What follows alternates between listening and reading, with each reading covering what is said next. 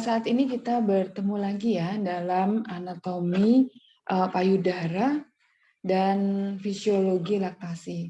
Saya kira untuk anatomi payudara ini mengingatkan kita pada pelajaran anatomi fisiologi yang secara umum waktu di semester sebelumnya. Dan saat ini kita lebih fokus kepada anatomi payudara ya, fisiologinya fokus ke laktasi. Nah, baik, kita sambil mengingat ya, untuk yang kemarin anatomi payudaranya itu, ini kalau didefinisikan adalah kelenjar di bawah kulit, tapi di atasnya otot dada. Jadi, kenapa kita bicara anatomi payudara dan fisiologi laktasi? Karena kita sedang pada posisi membahas tentang ibu nifas. Ibu nifas adalah posisi di mana seorang perempuan setelah melahirkan. Jadi bayinya sudah lahir, ya. Terus kemudian apa yang terjadi? Kemarin kita sudah bahas, dan sekarang kita fokus pada payudara dan laktasinya, ya. Nah, kemudian untuk anatomi ini memang punya tugas untuk memproduksi susu, ya, sehingga disebut air susu ibu. ASI ya kita sebutnya, kita kenal dengan istilah ASI, air susu ibu. Jadi susu yang produksi susu yang keluar dari ibunya gitu. Atau ya mungkin kalau ada donor ASI ya kan berarti dari seorang ibu gitu. Nah, susu ini untuk menutrisi bayi.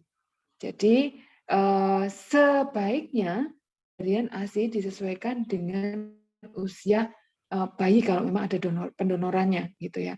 Jadi kalau seandainya anaknya sepantaran dan memang bisa untuk diberikan, ya, selayaknya usianya bayi itu sesuai dengan usia ibu pada saat, maksudnya pasca melahirkan, gitu kan.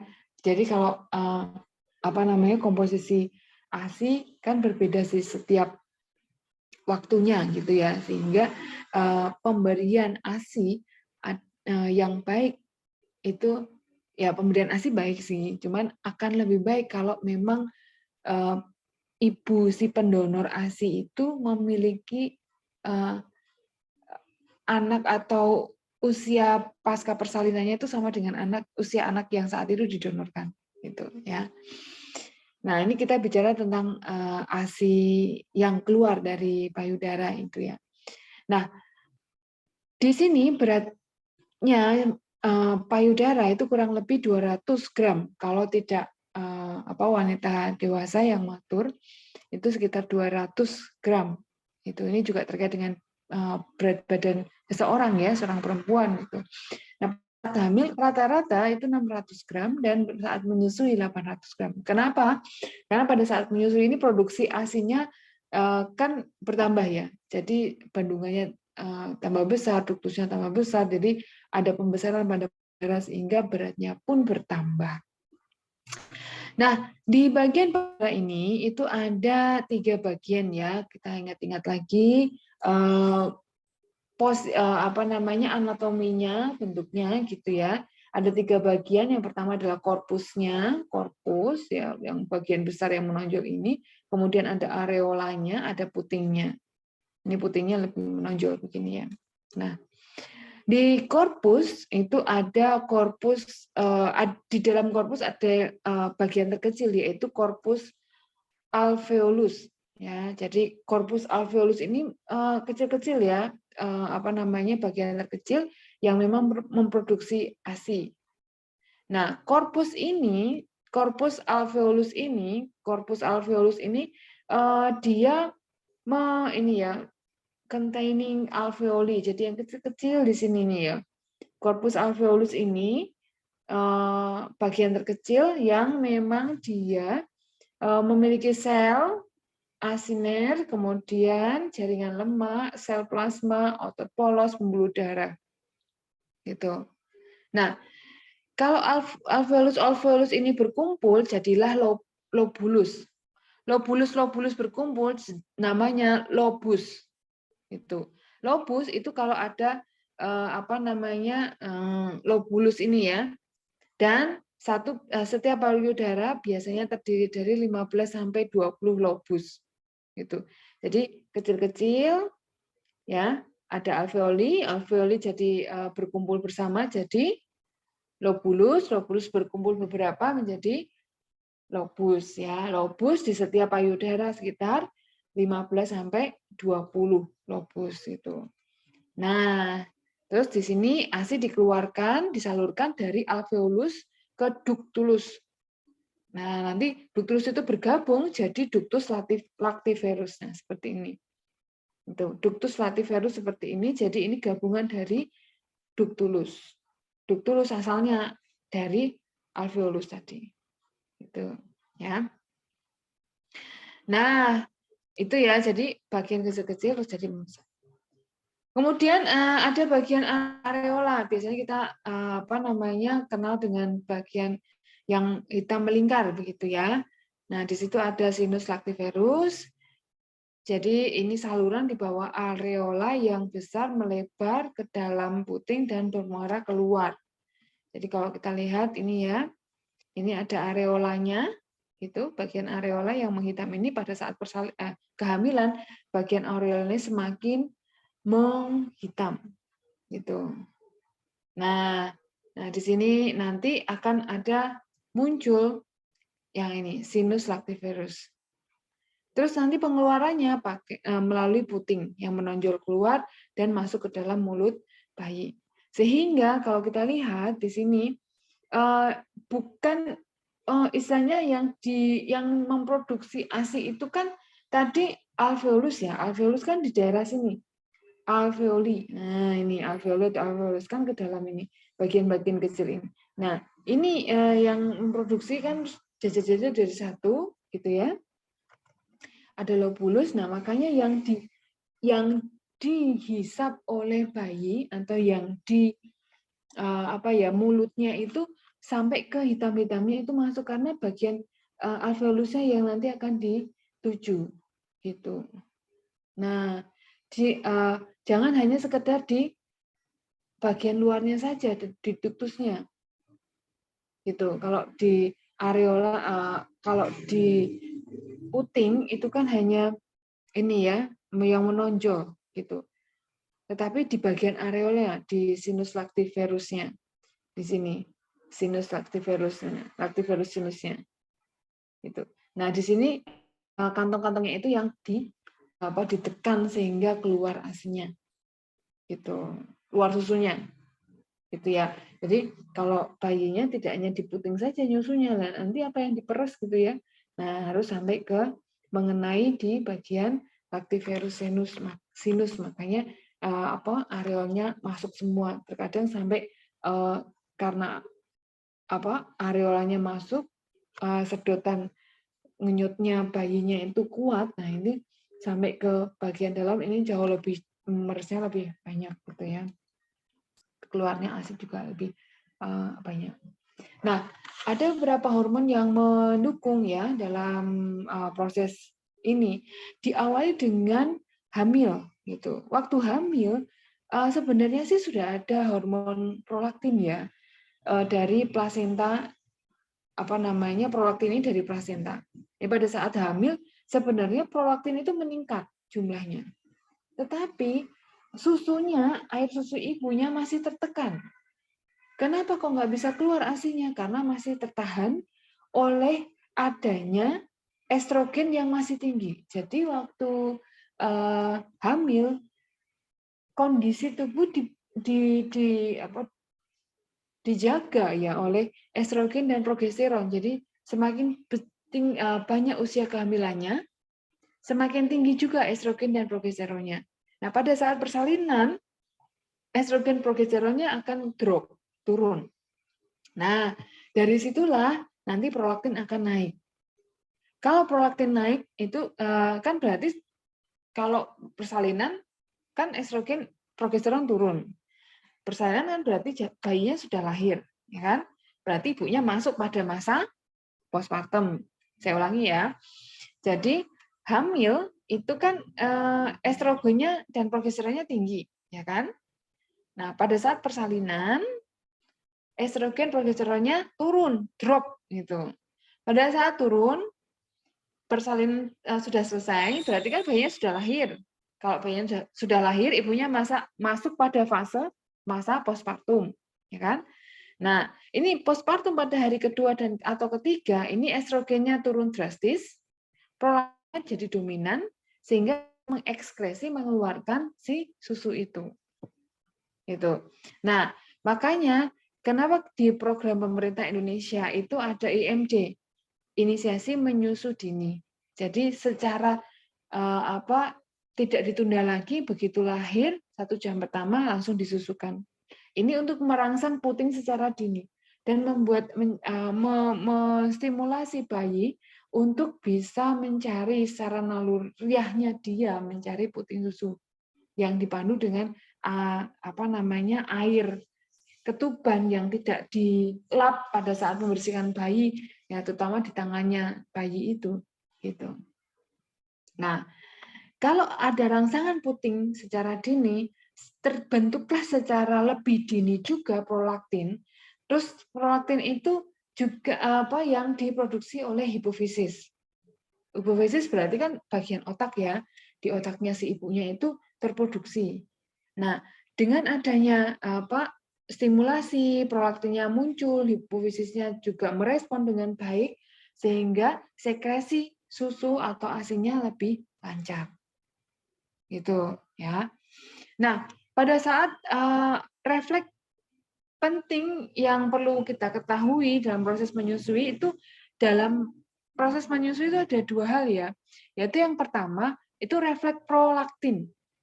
Nah, ini merangsang produksi ASI. Jadi rangsangannya bisa jadi mulai dari bayi yang menemukan puting atau menyusu dan mulutnya mencapai puting dan menghisap putingnya gitu ya, refleks menghisapnya, apalagi kalau refleks menghisapnya kuat, itu kan berarti ada stimulasi rangsangan untuk produksi ASI. Nah, di sini hisapan bayi itu memberikan stimulasi pada otaknya si ibu untuk memproduksi ASI lebih banyak. Jadi ada stimulasi di hipofisis anterior dan posterior gitu. Nah, impuls saraf dari puting ya, dari kenyutan bayi tadi itu refleks menghisap dari bayi. Nah, terus itu akan tersampaikan rangsangan itu akan tersampaikan ke otaknya ibu di bagian hipotalamus. Dari hipotalamus memberikan informasi kepada hipofisis anterior sehingga prolaktinnya terproduksi dan pesannya sampai ke alveolus. Alveolus tadi masih ingat ya? Alveolus itu kan tempat untuk untuk memproduksi ASI. Alveolus bagian yang paling kecil ya, yang ini ya, alveolus yang bagian kecil-kecil ini. Nanti alveolus jadi satu, berkumpul jadi lobulus. Lobulus berkumpul jadi lobus. Gitu ya. Nah, di sini. Ini bagian hipofisis anterior mengeluarkan prolaktin. Prolaktin menstimulasi alveolus. Nah, ada juga pada saat proses menyusui terjadi juga refleks aliran atau refleks let down refleks. Ini mensekresi, mengeluarkan ASI-nya. Jadi sudah diproduksi, tersimulasi, terus mengeluarkan ASI-nya juga. Bermula dari apa tadi? Hisapan dari bayi, ya, impuls saraf puting susu, kemudian rangsangannya itu disampaikan kepada hipofisis posterior. Nah, kalau hipofisis posterior itu nanti akan berhubungan dengan hormon oksitosin. Oksitosin ini biasanya memberikan kontraksi pada otot polos yang memang bisa mengeluarkan ASI. Jadi ada produksinya, jadi yang menstimulasi produksi tadi prolaktin dari hipofisis anterior. Kemudian ada yang membantu mengeluarkan itu stimulasi dari hipofisis posterior. Jadi anterior dan posterior itu saling bekerja sama. Yang satu memproduksi, yang satu mengeluarkan. Gitu ya. Nah, kalau kita lihat gambarnya seperti ini. Jadi kalau bayi menyusu gitu ya, itu tidak hanya di puting, ingat ya, diingat masuk semua areolanya karena apa? Itu bagian ductus sinus lactiferusnya yang ditekan cengut-cengut itu ya. Nah, ini ya, milk sinusnya ya, yang dihisap itu sampai mouth cover areola itu maksudnya si mulutnya bayinya ini itu menutup areolanya. Karena apa ya ini? Kita mau menuju pada sinus lactiferusnya. Nah, ini diingat-ingat ya, jangan hanya dihafal, tapi apa sih maknanya kok sampai mulut bayi harus sampai masuk ke areola. Areolanya masuk semuanya ke mulut bayi itu, ya. Nah, kalau kita lihat dari bagan ini sebenarnya penjelasan dari refleks ini tadi. Coba kita perhatikan ya. Mulai dari bayi. Nah, ini kan bayinya menghisap sucklingnya ya, bayi suckling, terus kemudian dia memberikan respon ya di dalam putingnya yang memang sampai masuk ke areolanya ini. Terus kemudian dari sini akan memberikan ascending sensory information, jadi memberikan informasi ada ini ya penghisapan putingnya ini, menyusunya ini. Dia akan memberikan informasi ke hipotalamus di sini ya.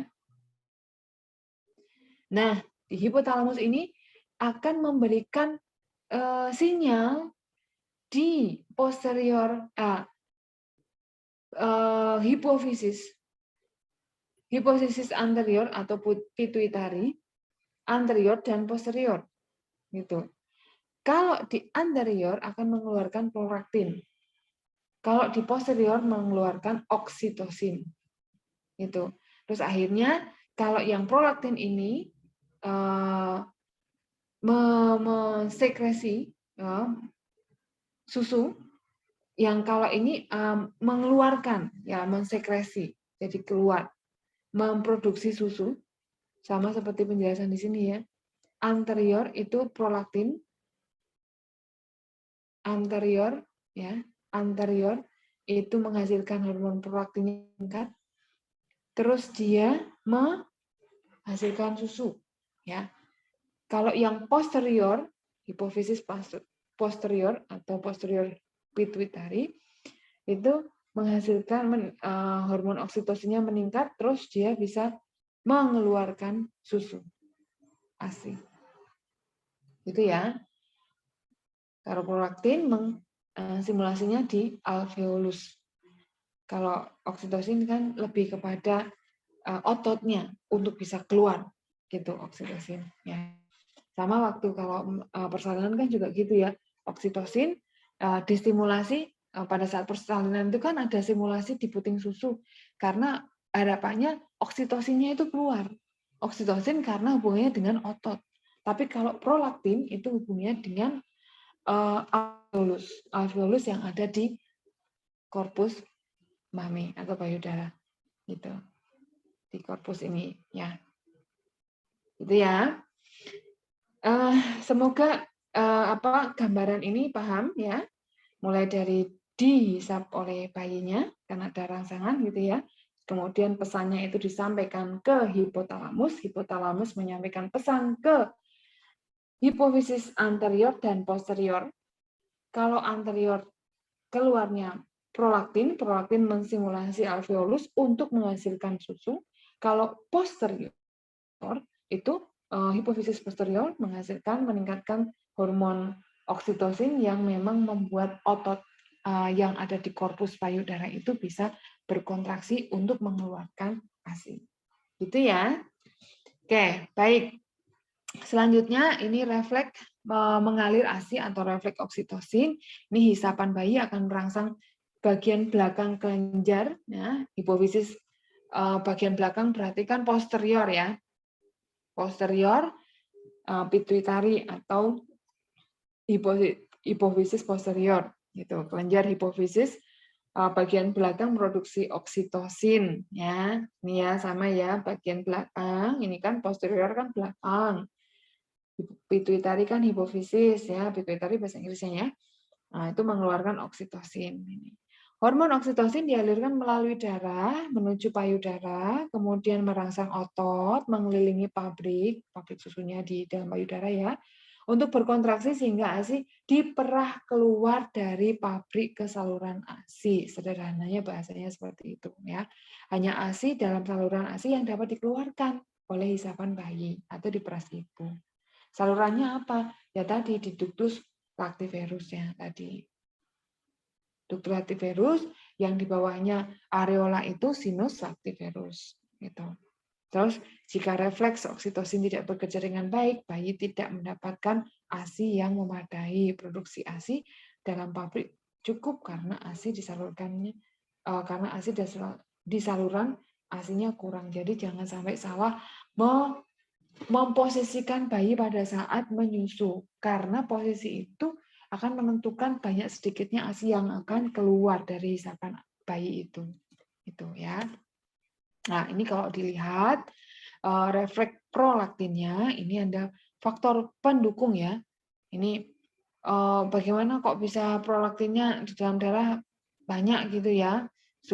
Sehingga ASInya banyak ya karena sering dikosongkan. Jadi filosofinya adalah semakin sering dikosongkan itu semakin banyak produksinya. Jadi kalau ditunda-tunda semakin dia kan merasa ASInya masih banyak, udah nggak usah produksi gitu. Tapi kalau ASInya habis produksi lagi, ASInya habis produksi lagi, sehingga semakin sering dikosongkan semakin banyak produksinya. Gitu. Nah ini faktor pendukung supaya refleks prolaktinnya bagus dan ASInya bisa keluar dengan baik itu ada hisapan dini, sehingga kita kenal dengan IMD tadi ya. Nah, pemerasan ASI ini bisa juga dilakukan terutama untuk ibu yang bekerja sehingga pada saat ibunya bekerja bayinya tetap mendapatkan ASI bayi yang di rumah mendapatkan ASI, ibunya tetap kerja gitu. Karena apa? Bayinya diperah. Diperah itu banyak caranya ya, pakai tangan bisa, pakai alat bisa gitu. Terus disimpan dengan benar sehingga kondisi ASI-nya tetap baik saat dikonsumsi oleh bayi. Nah, ini minum pada malam hari. Jadi istilahnya ini adalah on demand, samaunya bayi. Kalau malam hari pengen nyusu disusukan. Kalau belum nyusu kok tidur terus jadi dibangunkan gitu. Jangan sampai ada orang tua yang salah kaprah ya, kasihan bayinya tidur nggak usah. Tidak. Jadi kalau sudah saatnya 2 jam atau 3 jam dia tidur, bangunkan untuk menyusu lagi, bangunkan untuk menyusu lagi. Karena apa? Bayi kan terus di dalam tubuh kan terus bermetabolisme ya. Jadi memang harus terus disusui on demand sesuai dengan kemauan bayi dan tidak ada jatah-jatahannya gitu. Ibu harus istilahnya memegang prinsip semakin dikosongkan payudaranya semakin banyak produksinya dan juga didukung dengan intake yang baik ya, makanan yang baik, minuman yang baik, istirahat dan bisa mengendalikan diri karena emosi juga mempengaruhi produksi ASI itu karena ada kaitannya dengan hipotalamus tadi kan ada di pikiran gitu ya kan. Nah ini faktor penghalang ini kalau minum obat gitu kan, terus kemudian posisinya nggak benar gitu, nah itu bisa menyebabkan terhambatnya produksi ASI. Nah bagaimana dengan refleks oksitosin? Nah kalau di sini membayangkan bayi dengan kasih sayang gitu ya, terus mendengar suara bayi, melihat bayi percaya diri, psikologisnya terjaga, ada dukungan dari keluarga suami. Nah itu bisa membantu ibu untuk banyak rileksnya dan bisa menstimulasi dan mempertahankan pemberian ASI gitu ya. Sehingga rasa cemas, stres, rasa sakit, ragu itu akan tertutupi atau tidak terdominasi ya. Yang mendominasi adalah rasa percaya diri, hal-hal yang positif ini. Kenapa kok ada rasa sakit? Ya karena bayi yang pertama menyusui yang pertama kali itu jangan dikira tidak sakit ya, karena lidah bayi itu kasar, bahkan bisa jadi sampai putingnya lecet begitu ya. padahal posisinya sudah benar gitu. Terkadang kan lecet karena posisinya tidak benar gitu kan. Nah, ini posisinya sudah benar, kemudian kok masih lecet ya gitu. Itu karena lidah bayinya yang kasar. Jadi saya sendiri juga punya pengalaman menyusui sampai awal-awal menyusui itu agak ada rasa stres juga. Duh, sakit ya nanti. Tapi rasa stres itu saya tutupi, saya terus motivasi diri bahwa itu di awal-awal gitu. Setelah itu tuh tidak semuanya akan baik-baik saja gitu. Ini demi anak saya mendapatkan nutrisi yang baik. Nah, gitu ya. Jadi di situ ada ini ya, psikologi percaya diri, dukungan yang sangat besar yang memang bisa membantu proses penyusunnya berjalan dengan baik. Ya, oke, saya kira itu nanti bisa ditambahkan lagi dengan Anda membaca buku-buku terkait dengan topik juga modulnya juga dibaca ya. Saya kira sekian penjelasan dari saya. Terima kasih sudah menyimak video penjelasan materi pada kali ini.